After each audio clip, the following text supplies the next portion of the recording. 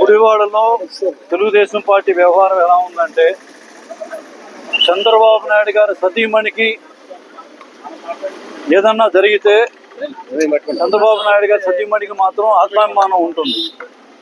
మా బీసీ జాతికి చెందిన ఒక ప్రజాప్రతినిధి, ప్రజల చేత ఎన్నుకోబడిన ఒక ప్రజాప్రతినిధికి మాత్రం ఆమెకి ఆత్మాభిమానం ఉండవలసిన అవసరం లేదు. తెలుగుదేశం పార్టీ ఇక్కడ గుడివాడలో తెలుగుదేశం పార్టీ నాయకులు వ్యవహరించే పద్ధతి నేను చెప్తున్నాను.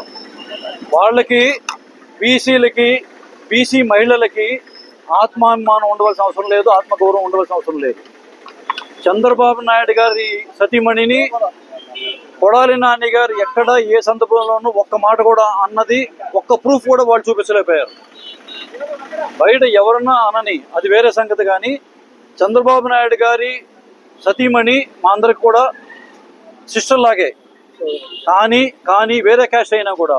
కానీ ఇవాళ ఒక బీసీ మహిళ ఎలక్టెడ్ రిప్రజెంటేటివ్ చైర్పర్సన్కి అతి దారుణంగా నిన్న చాలా అవమానకరంగా చంద్రబాబు నాయుడు గారి సతీమణిని ఆ రోజు ఎవరైనా బయట అన్న వ్యాఖ్యలు ఏదైతే అన్నారని వాళ్ళు క్లెయిమ్ చేసుకున్నారో దానికి 1000 రెట్లు ఇక్కడ టీడీపీ గూండాలు ఒక బీసీ మహిళని దూషిస్తూ మాట్లాడారు.